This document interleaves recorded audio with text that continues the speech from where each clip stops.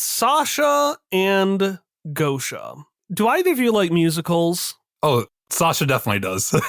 Depends on the musical. Okay, what kind of musical do we like here, Gosha? Have you ever heard the soundtrack for the American Psycho musical? That's a good one. No. It's a real thing. Oh, there's a Shining musical. All right. Well, in that case, you probably would not like this musical. But both of you, I'm going to say, are standing in line outside of Swanshine.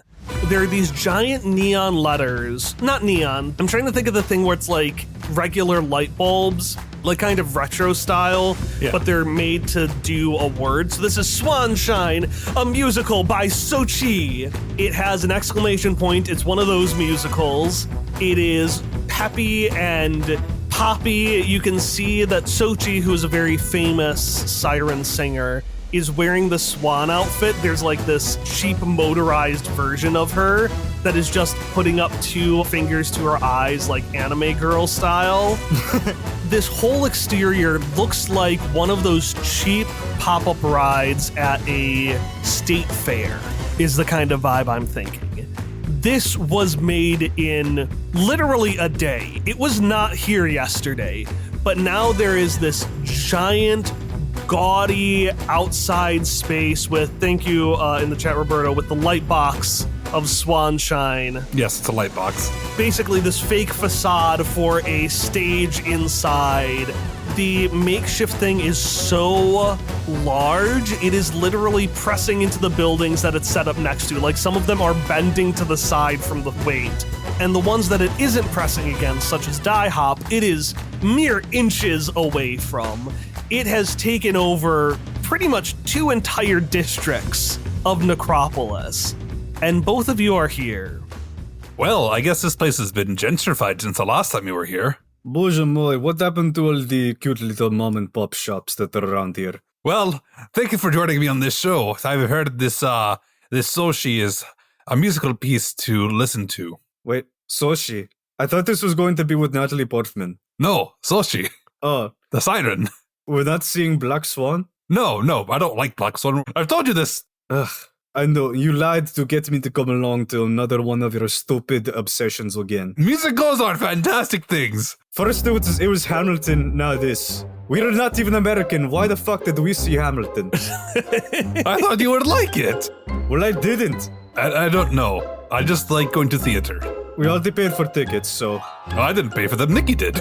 Oh, of course. If there's one thing you can't resist, it's getting in somewhere for free. Exactly.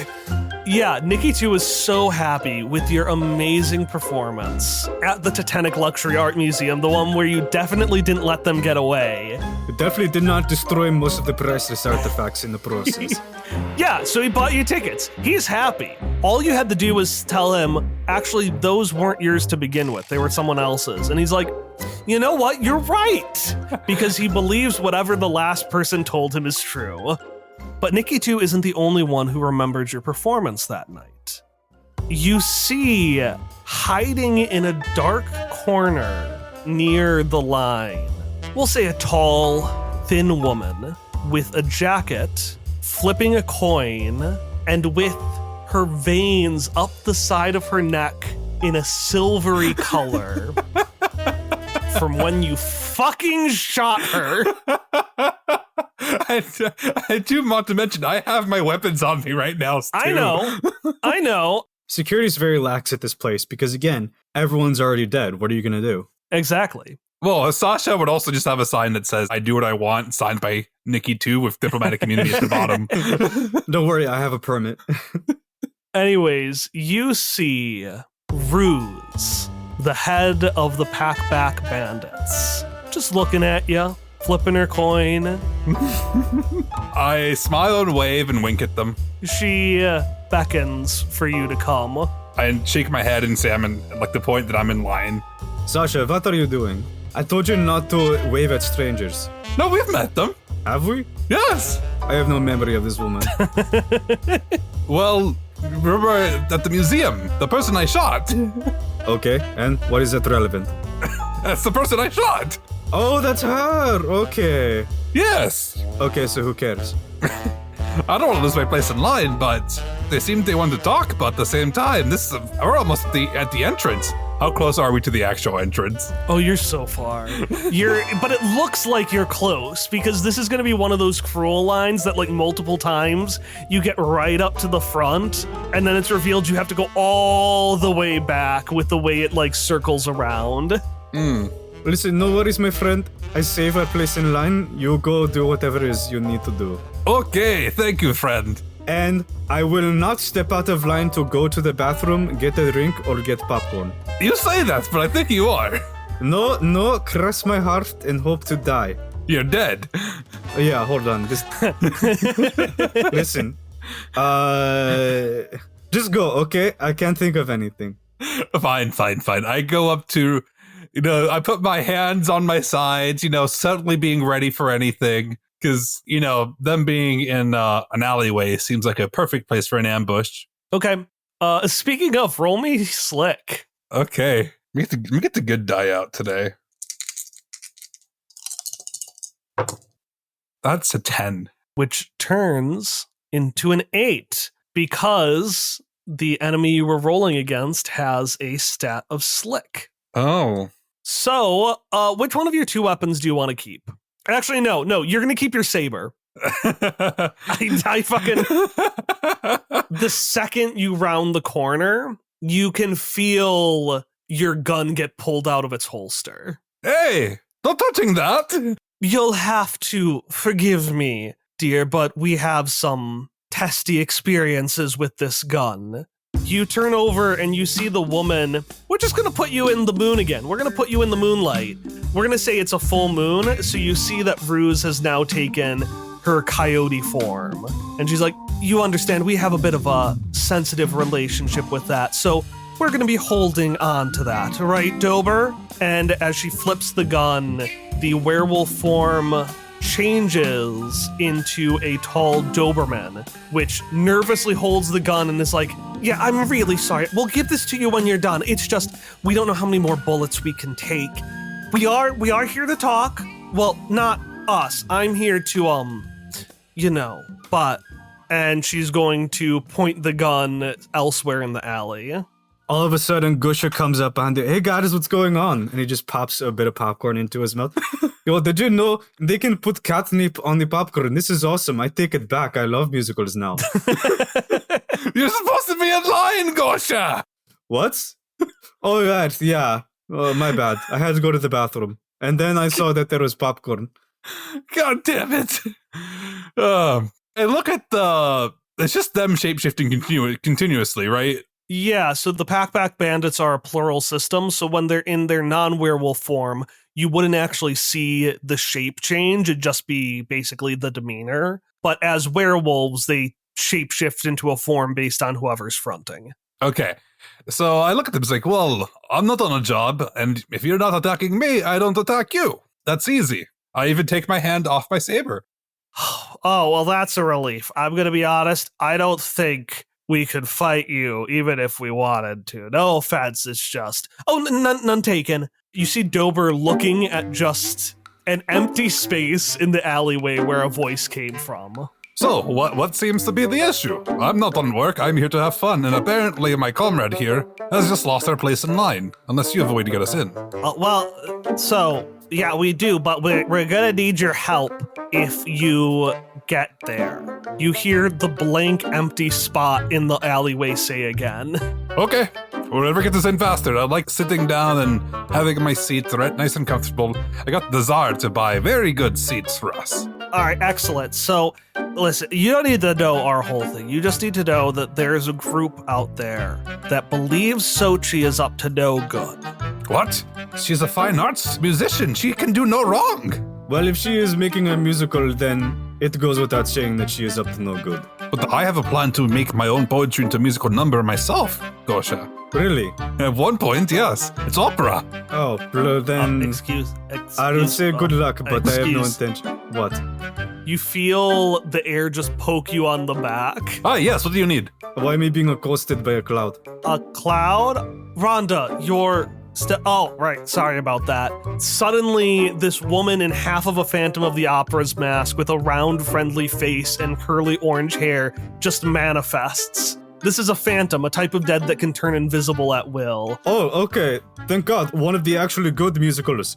Sing once again with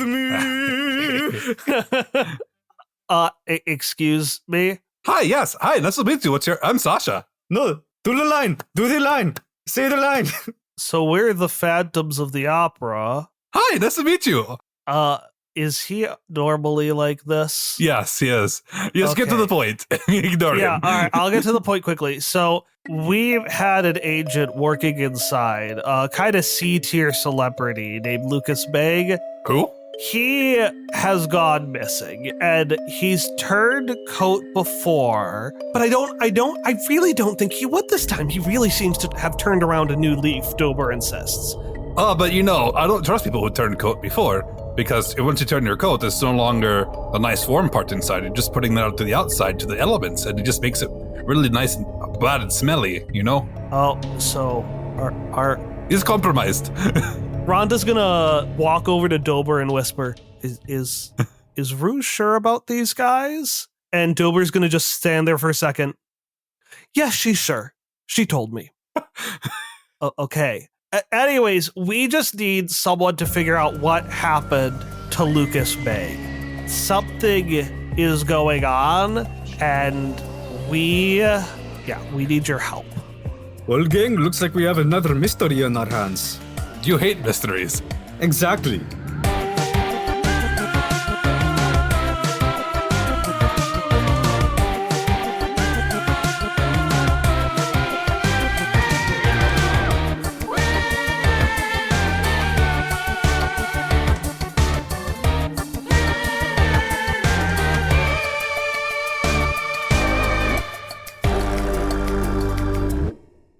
Gold! Gold! Gold! So much fucking gold around you. Food flaked with gold. Slot machines made out of gold that churn out more gold.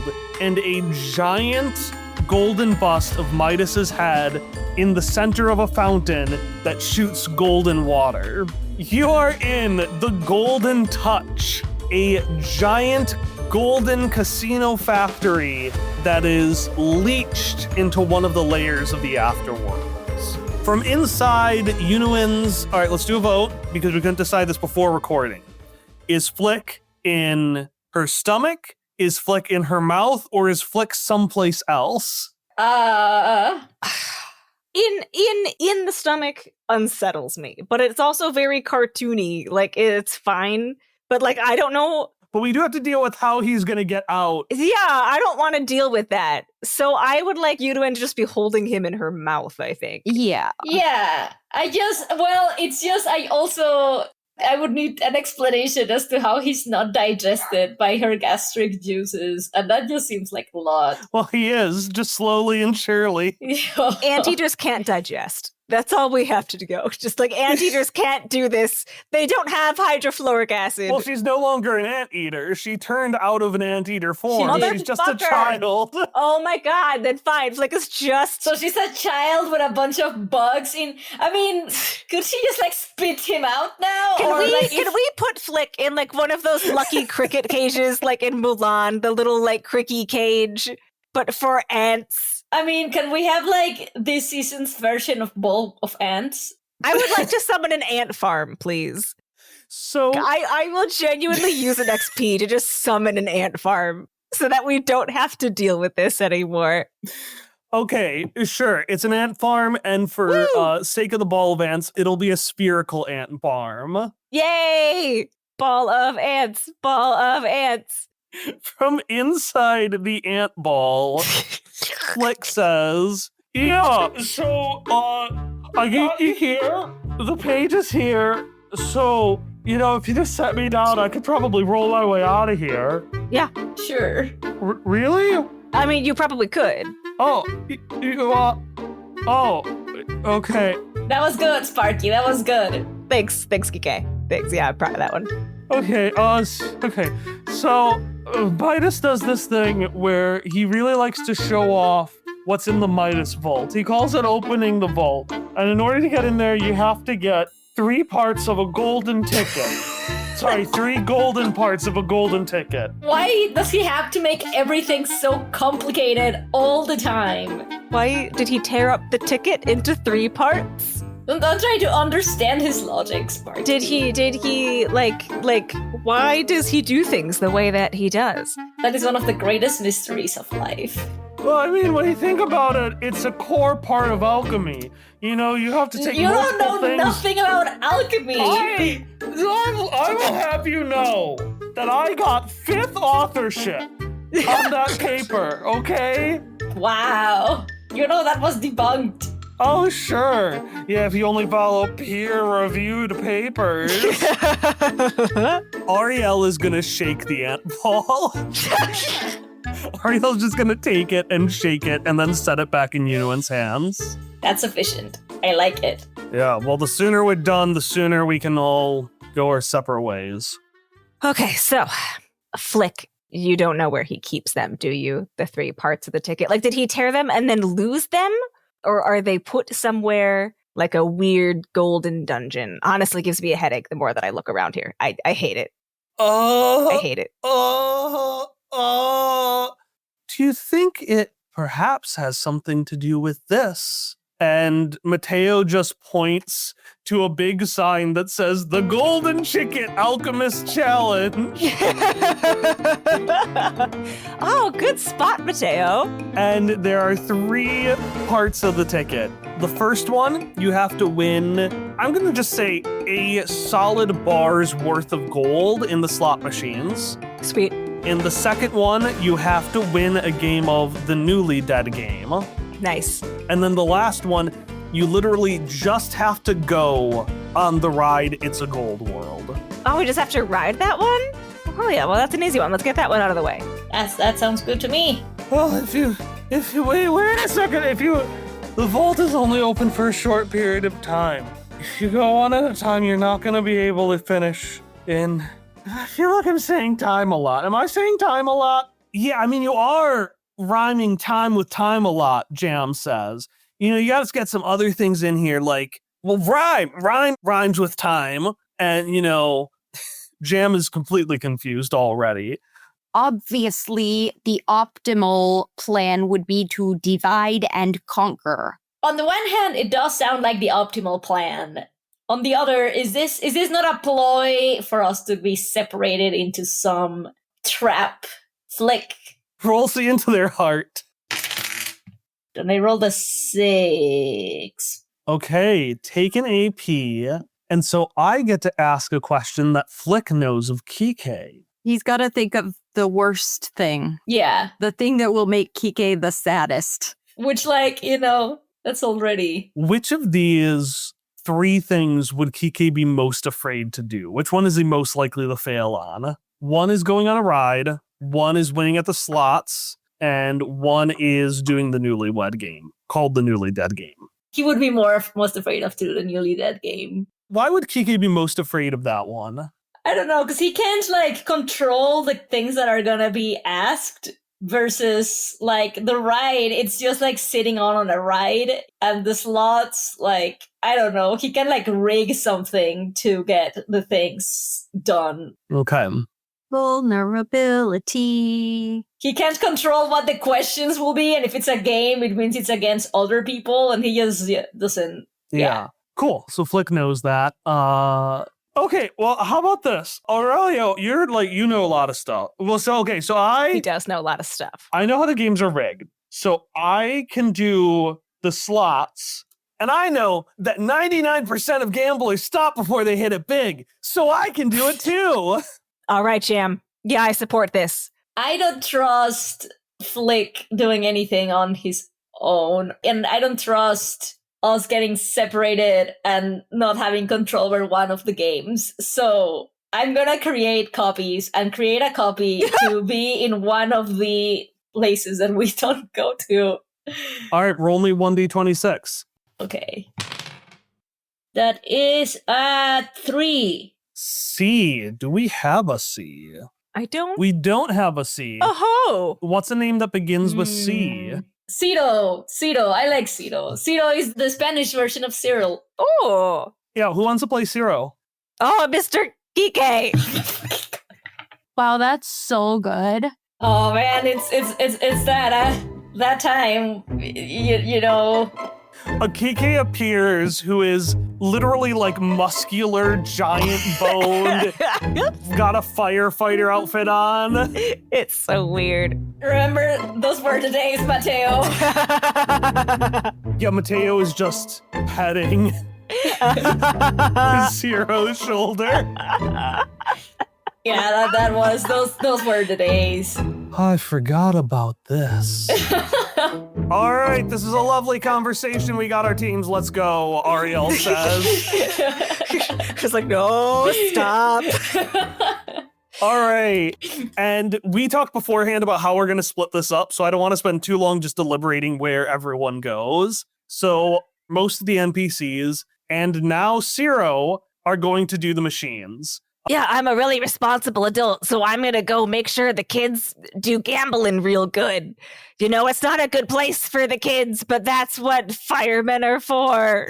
Wait, which it is literally all the kids, actually, now that I think about it. Just go into the arcade. Yunuin, Jam, who's still a high schooler, Funeko and Booker, who aren't children but are Necromon, and Juniper, who her justification, she also wanted to go with Irene and Sparky, but she has a magic, so she's kind of got to do that. Irene and Sparky, you're going to be going on It's a Gold World, and then Kike, Mateo, and Ariel are going to go do the Newly Dead game. I'm just going to skip to us doing that because I feel like all of our characters are such messes.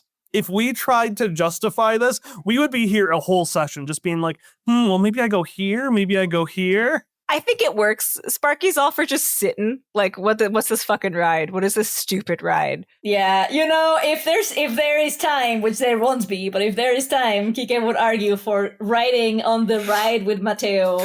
Like those, like, you know how there's those dark rides where like the couples just go to Yeah, like a tunnel of love kind of thing. Yeah. People do that on Small World, by the way. They just want to sit down and sometimes they just start making out. Which I'm actually going to say is why Ariel brought the two of you on the Newly Dead game. I thought that was preferable. Mateo is biting his lip thinking about all of this. And Ariel, while you're walking to the Newly Dead game, is going to say, so do you think about anything other than how horny you are, or...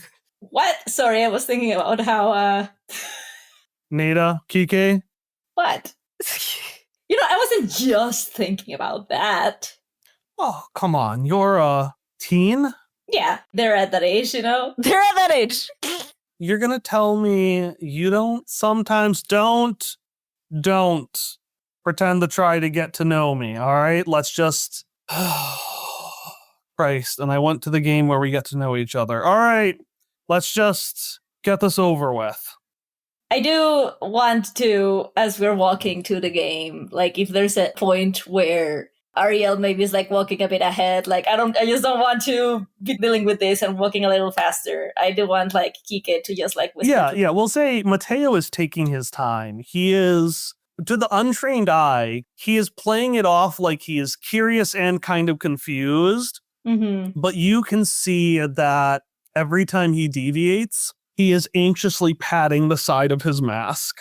Yeah, so I want to like Kike to fall behind and like, you know, put a hand on his shoulder and be like, hey, in all seriousness though, I can tell that something is worrying you more than usual. Like, I know you're trying to play it cool, but I can tell that you are a little bit off than usual. You don't have to say anything, you know. I know how hard it is for both of us to sometimes admit these kinds of things, which is fine. I'm working through it too, but just want to let you know that I'm here for whatever is going on. I know it's probably has to do with your lack of memory and soul, and you're not alone in this. I just want to let you know that I am here for you, and I've always have been, and you know, I always will be, because you're still my best friend.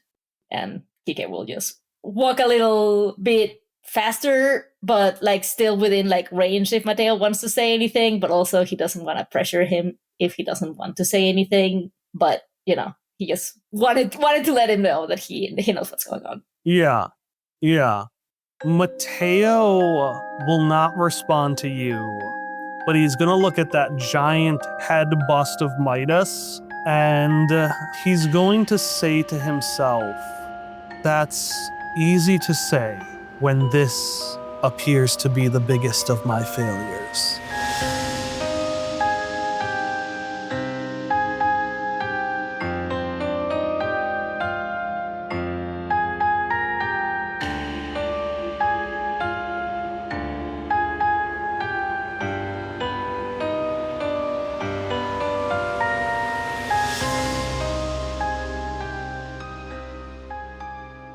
Hello, hi, announcement break. Let's go. But first, ads. Okay, ads done. You may have noticed that my audio and Emily's audio is a bit funky this episode. That's because after 7.5 years recording into the same microphone, I forgot to use the microphone that I've been using again for 7.5 years. Everything should be fine next episode.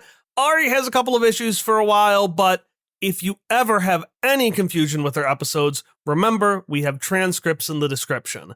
They're not usually ready right away because I get the episode done like 2 hours before it releases, but within at least a month, the transcripts are going to be down there. You can also find them on our website. Those transcripts will be helpful because not only are our voices weird, we have some weird voices that you may have heard before. Specifically, Laura Page Turner, Brendan Foster, and then Roberto from Czar Power. Not all from Czar Power, Roberto's. I really should have put him first in the... Anyways, they reprise their crossover characters, and I just want to give a big thank you to them for reprising their roles. That's all I got to you today. As I did last episode, I'm going to be harking on the Patreon a little harder for a while. We have a big episode coming up with a lot of voice actors, and I'm going to be fully transparent. As someone who is just starting my own freelance business, I could really use all the money I could get for this episode. So, if you'd like additional short stories, podcasts, or behind-the-scenes insights, you can go to patreon.com/questfriends. I'll see you there.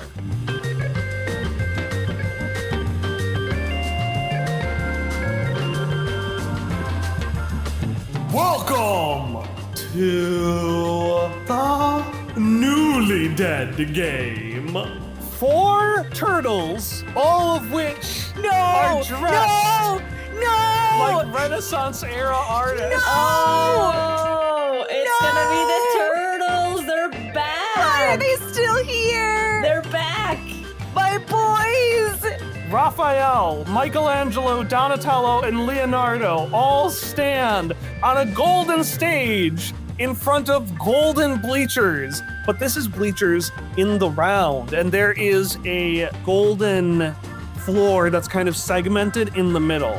The 3 of you sit down on a table, Ariel, then you, then Mateo, near the center, above the segmented areas. Around you can see a crowd of people. They all look kind of familiar to you, but, right now, taking in faces is not really, I'd say, top of your priority list. Mm-hmm.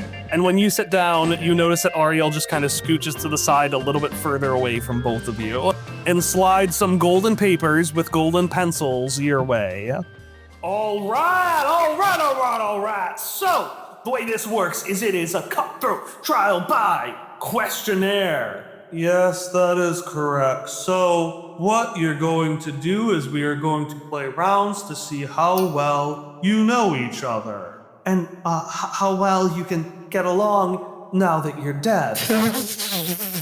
And at the end, the winner will get a third of Midas's golden ticket. And the loser will... I thought that was my part, but okay. Come on, I gotta say this. The new losers will be newly dead! And the floor beneath all of you slides open, and you can see a swirling vortex of magical blue water, the kind that was in the river. You wouldn't have seen this, but the river in Irene's Journey to the Afterworld, complete with shadows. We're talking End of Hercules here. Yeah, nice. It is a swirling vortex beneath you. And confused by this, one of the other contestants goes, "Oh, wait, I didn't know this was one of the criteria. Can I back out?" Well, I'm not sure you'll want to. Yeah, you can back out. You can back out all the way to the void below. And Raphael is gonna pull a crank, and that chair of people is going to pop open, and they are all going to fall down into the vortex of water below. And they're just fucking gone. The second they get in there, their bodies vanish and they turn into shadow. Just murdered twice. Yeah, duly dead. Duly dead. Ariel, upon seeing that, is going to bounce back, and their eyes are going to just shift to you and Mateo, and then back down at the water. Listen, it's fine. We'll figure out how to get out of here with the ticket. Mateo is also looking at the water, but unlike Ariel, with more excitement, and he says, "That being said, well, going through something like that would be a very intriguing experience. Not many people do it, of course. I wonder." No, that is not what we are doing today. We can explore the waters another time, but... Yayo, now's the best opportunity. We'll see. Just, if you do want to jump, at least don't do it alone. I will just follow you to ensure you don't double lose your double soul. You jump, I jump. Ariel is going to give you a look at that, and they're actually going to scooch away further, and they're going to cross their arms harder. That's just in solidarity. That's not what... Let's just play the game. Okay, so for your first round, one of the three of you will be chosen at random, where they are asked 2 questions about themselves in secret, and then you must figure out the answer. Oh, do I pull it? Oh, okay. And Donatello is going to pull on a different switch. I'm actually going to say you can see Ariel tense because Donatello is going right to the switch that Raphael pulled to kill the men again. Oh, God. But is going to pull a different one. And Ariel's going to start grabbing the chair and looking at you because you see that their chair is being separated from the two of yours. Oh, no! No! Wait, I thought we were all doing the things together as a team of 3.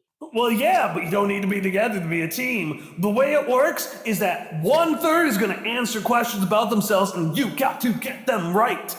Yeah, we can jump right now and, don't even have to tie the kid into it. No. We're not getting separated.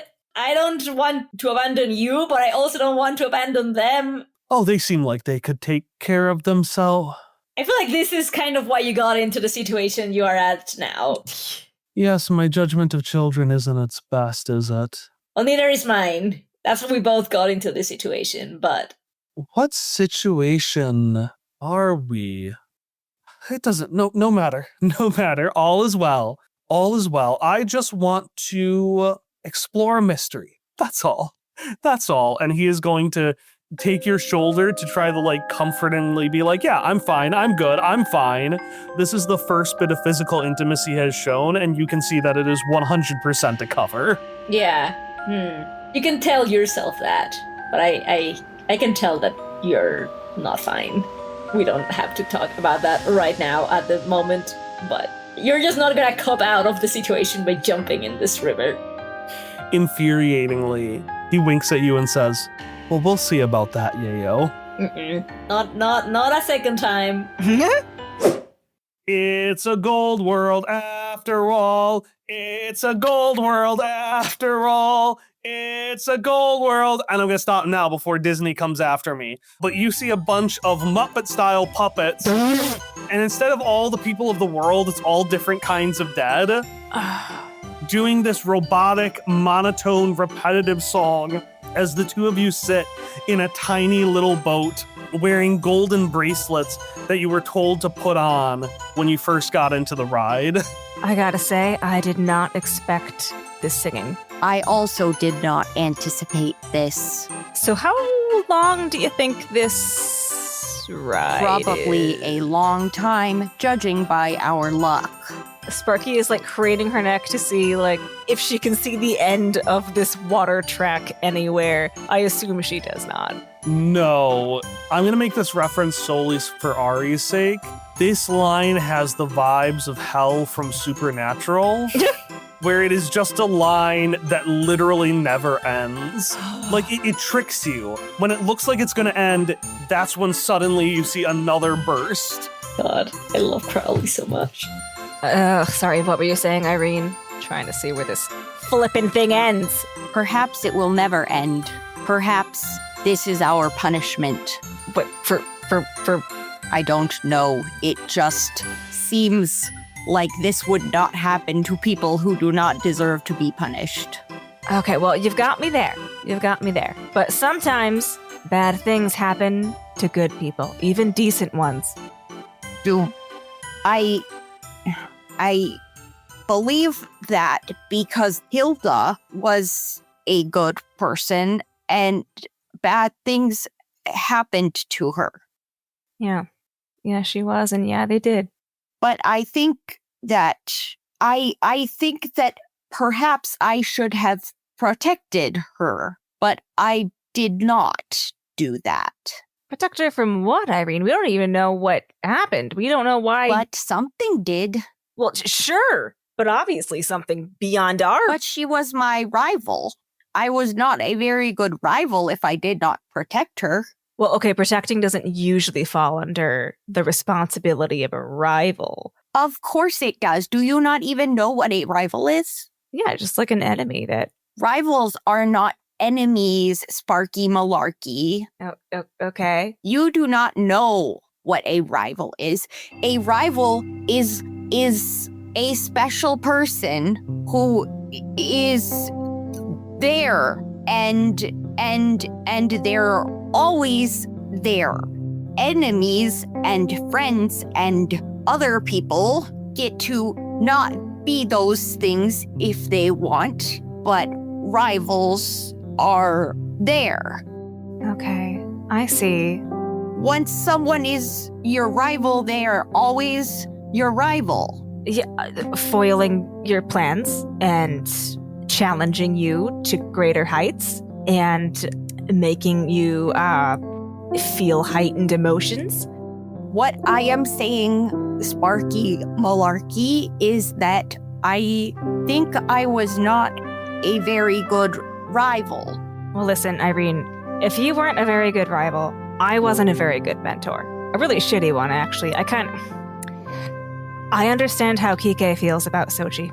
I mean, kind of. It's not the same, but you know, I get the feeling of having failed someone that could have turned out differently if you just did something different. I get how that part feels now, and it really sucks. He's really keeping it together for what this feels like. But listen, Irene, you have the excuse of being 13. You're an adult. Let me make that clear. You're a very impressive 13, and you're an adult, but you're a young adult. Mm-hmm. And you know, when you're young, it's easy to let these things happen, or rather, it's easy to have these things happen to you. You're just not prepared for them the way that you should be when you were not a young adult, when you were an older adult, like me. When you're an older adult who is to some extent charged with the actual well-being and protection of someone who is not your rival, but is in fact your mentee. And then you forget all about her and she's stuck in a void. What if she's somewhere that's like this, but worse? What if she's on a ride that's like... It's a gold world after all. Like, what if It's a she's here? Like, gold no world. wonder Booker wanted to eat us alive. I mean, I don't even know how to... Look, Irene, I can pretty confidently say it's not your fault. You don't know that. I just said I was pretty confident. That's not extremely confident. I have published things on pretty confident or lower. You are a very odd person, Sparky Malarkey. Yeah, I've heard that one before. Why are you okay with being a very odd person? No one's ever asked me that one before. You know, life's hard enough without trying to be normal all the time. But I want to be normal. Oh, sure, kid, everybody does. but you don't act like you want to be normal. Well, everybody does to some extent. There's a comfort, there's a normalcy, because it's normal, like, normalcy. Like, I just realized what a silly thing that was to say. But I mean, like, there's a comfort in it, but there's also a disappointment. Like when you go to a restaurant and you're not sure if you want to try something new or if you want to order the same meal that you always get at that restaurant. You're like, I'm going to order the crepe, but what if I ordered the different crepes? Because where we go only has crepes. But like, and you know how you get the crepes that you like so much and that you go there for, and then you're always just kind of a little bit, I mean, not always, but sometimes, you're like a little bit dissatisfied and you wonder like what could have been. But what if I'm not a good crepe? What if I'm the kind of crepe that people don't like? Because all my ingredients are not good ingredients. Well, the thing about ingredients is that you don't necessarily have to change them to make something good. You just shake them up a little bit. Like when we were making that love crepe, it's got all the oregano and the enoki mushrooms in them. Like those aren't bad ingredients. What I mean is that ingredients are always changing. You're always changing amounts of things you put into something, and that's natural. That's just how life / cooking goes. But I mean, it's all right. I can't stick with the metaphor anymore. I really thought I had something, but I don't. Irene, why do you think that you think that you're not? Is this because of Hilda, or is this because of other stuff? Because of me. Just in general? Yes.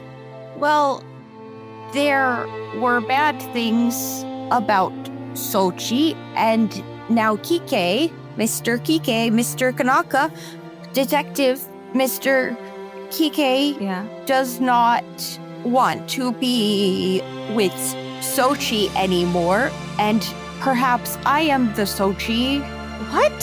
For other people, because my ingredients are not good. Irene, you have kicked my ass so many times at so many things. You are much smarter than I was at your age.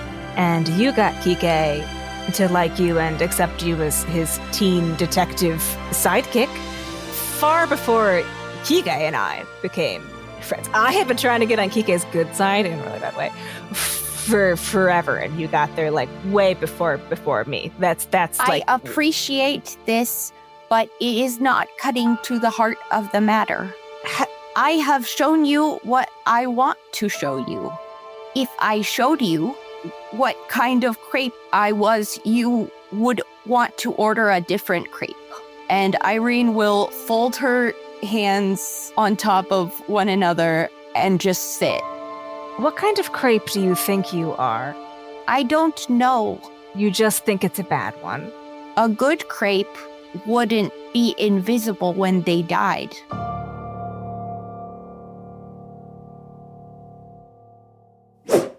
All right, our first contestants have answered their answers so radically. And now it is time to see how well you know them. Kike, I'm going to say this whole time, Mateo has pretty much just been staring at the water, and he's kept his hand on your shoulder, but it is tensed. What was originally a cover-up has turned into more of a tense, grab. So if the river is that of Hercules, literally, are there, actual floating souls in it? And if so, is there any that look like Mateo there? Ooh, interesting. That's fun. Roll me understand. Okay. That's 10. Oh. You look in the rivers, and you can see your own shadows in there. Not like your shadows are floating, but you can see your shadow in the water, just reflecting from the light above. So your soul isn't in there, but just, like anyone's shadow. Okay. Mateo, you don't see anything that implies his soul is there. Okay. But, interestingly enough, where you see all of your shadows, you only see the shadow of the mask in the water from him. Oh, interesting. The way it seems to be is there seems to be some sort of connection between the soul and the shadow. After all, there is a type of death, one that you have never seen, that most people have never seen, called a shadow, which is when a soul is unnaturally wrested from someone's body. So there seems to be some sort of connection between the soul and the shadow. So the fact that his body doesn't cast a shadow, but his mask does, I don't want to give it to you 100% from there, but that implies something. So his soul is in his mask rather than in him. Oh, potentially. I don't fucking know. That's up to you. All right, Kike will make a note of that and try to figure out how to put it back in his body from the mask. But at least it's there. It's not lost. It's just not in his body. Leonardo pipes in. That's correct. That is where you're going to go if you fail. He says, pointing to Mateo and pointing to the water. We know you don't have to keep saying the ways that we can go to the river. In fact, if you don't mention the river as a fear-based temptation, the better, you know? Because we are going to win this and not flub it on purpose, right? The crowd goes silent at you being like, oh, you don't have to remind us of the river. And then someone from the audience just does the SpongeBob, oh, brother, this guy stinks. Okay, so our first question. If you're shipwrecked on a deserted island, and at this point, let's pretend you need sustenance to survive, you need to feed, who would eat the other first? The person answering the question, pointing to Ariel, or the other two? And they're going to go through some of the other members of the game, because there are a bunch of people playing. Mm-hmm. And one's going to go, oh, well, I think Jerry would. Is that correct? That's right, Jerry would. Yeah! And you notice that all three men look identical and have the name tag Jerry. And you start to dawn, you realize every person around you is an identical looking man named Jerry. God. So in fact, one of them says, well, so we were figuring this out, but we think the answer would be Jeff?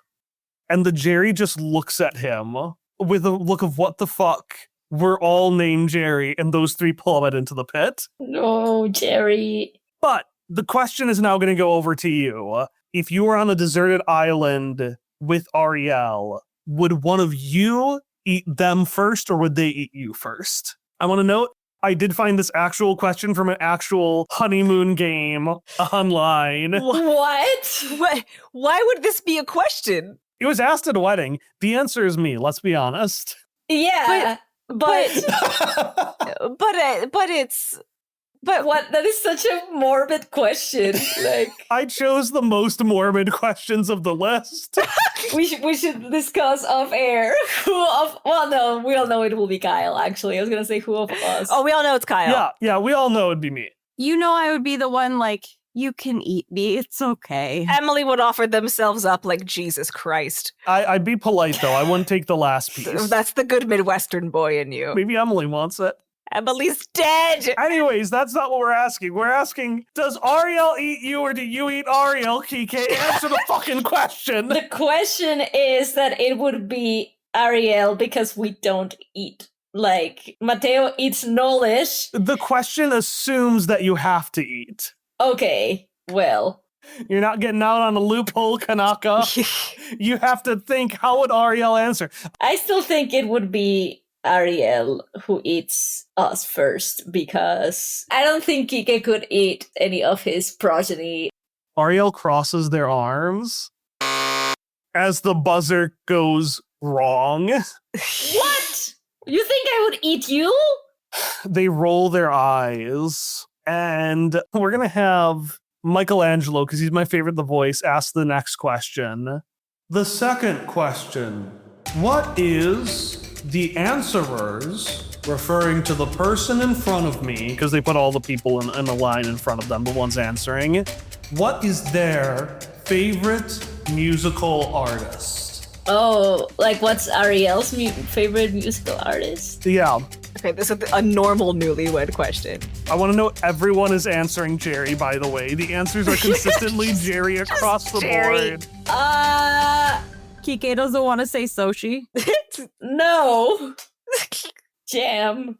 I don't know. Just jam. I love that. I don't know musical artists in the hereafter.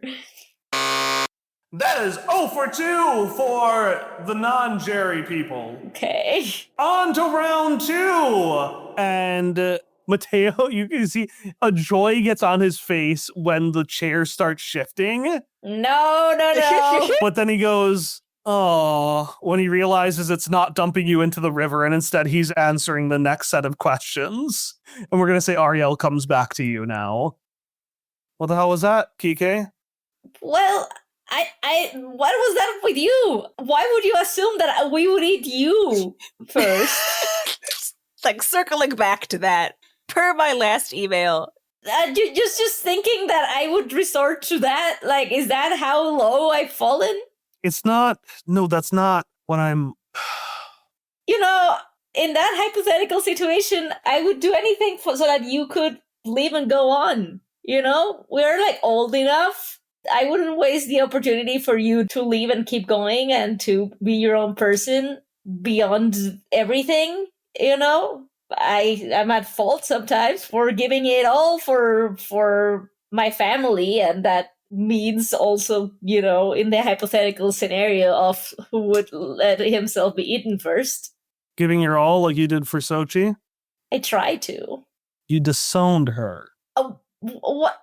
She have you know, you've seen how she is, right?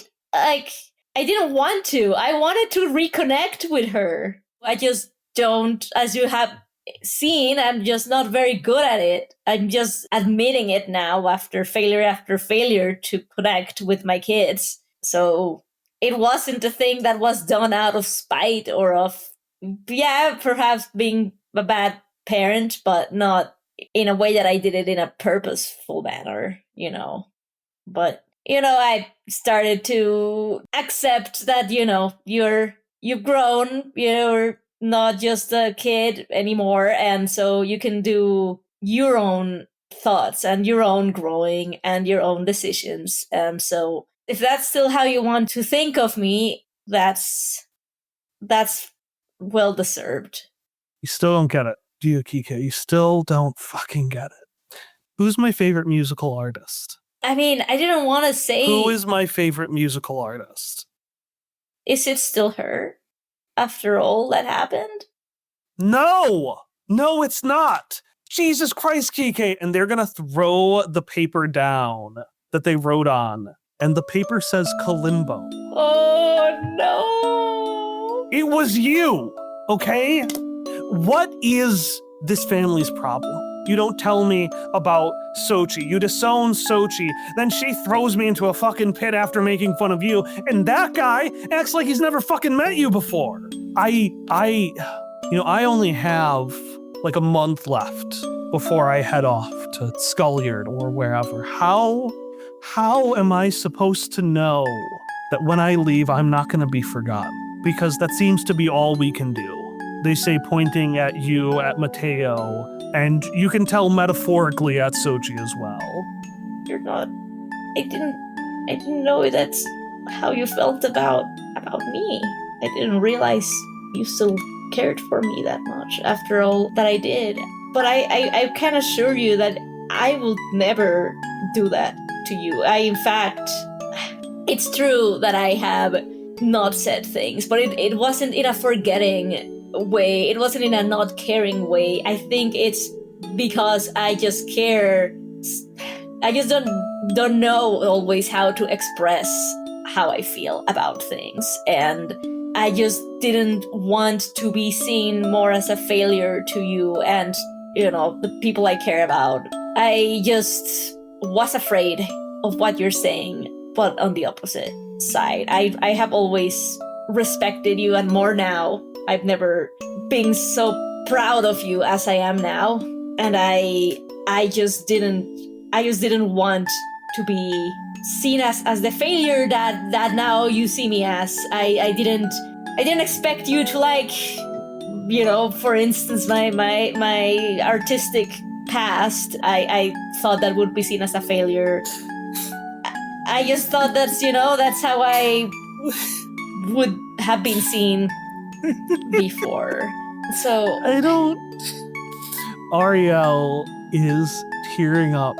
They try to mask it like it's laughing, oh, but it feels more like relief. Sweet baby. oh. Sweet baby. Kalimba's so fucking goofy, Theo. I know. I've listened to every song so many times. When they say that, Kike's face is like when Goofy sees the Hi Dad soup in the car that Max just tossed at him, and he's just like tearing up. Like that's kind of how Kike has been. Just that little just really emotional too. And I don't know if Ariel would be up for a hug. Probably not. Like Kike doesn't want to ruin the moment. The second you twitch just the tiniest bit for a hug, Ariel falls into your arms. Oh, this is gonna be really corny, but I don't care. Like, even though in theory skeletons don't cry, he will actually cry. Like, he will actually have tears out, which is like a thing that Kike didn't know it could even happen. And you don't read it, but your tears drop on the other piece of paper. Who would eat who on a deserted island? And Ariel's answer, which was, we'd rather starve. Oh.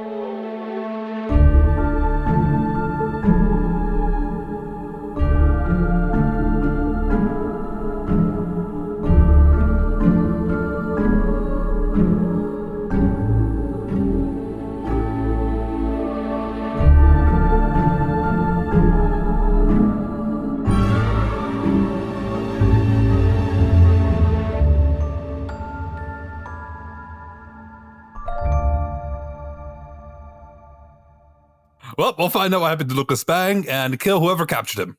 You don't need to kill. I want to. Okay. We had Midas appear with Flick. Flick was a bunch of bugs. Yunuen ate Flick. Yunuen ate part of Flick. Maybe he doesn't have a kidney now or something. No, it's not part of him. It's all of him. Flick is inside Unuen. That is still, I have in my notes, that's still happening. Well, it's part of him because she didn't eat all of the bugs, So like, we didn't specify one way or another. Okay. The Flick was inside you all along. Don't say that. Yeah, you're trying to make this better for the child, but no. Don't say that. I am Unuen, so I get to say, yeah, no, she ate all of Flick. All of it. Okay. Flick was useless past that point as far as like helping us figure out what it is he wanted. So she took to Flick, so she didn't eat all of Flick.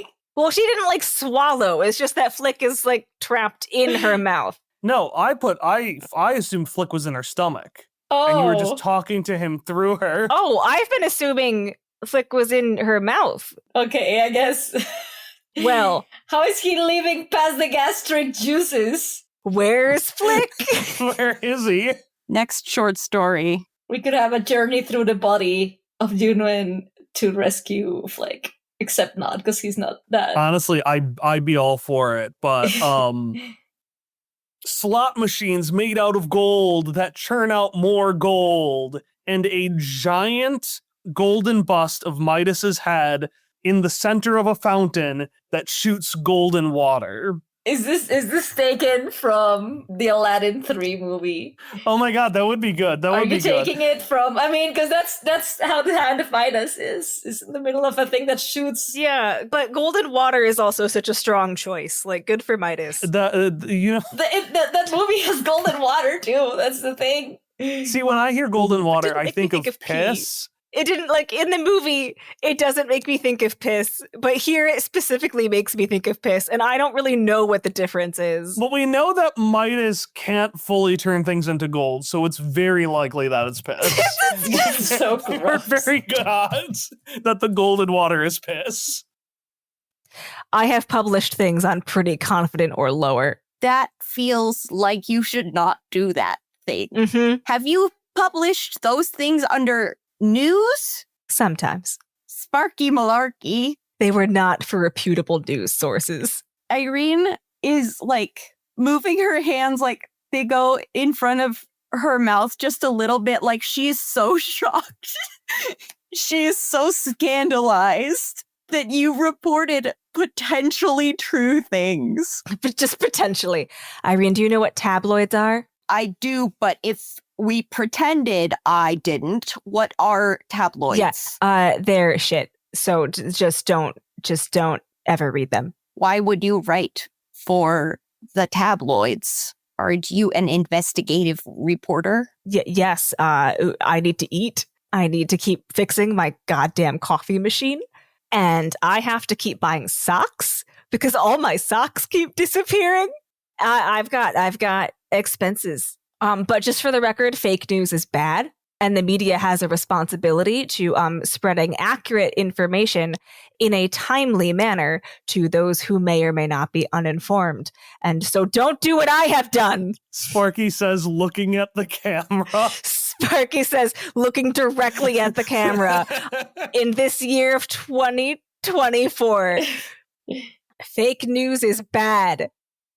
A good crepe wouldn't be invisible when they died. Ouch. Okay. Christ. Ow.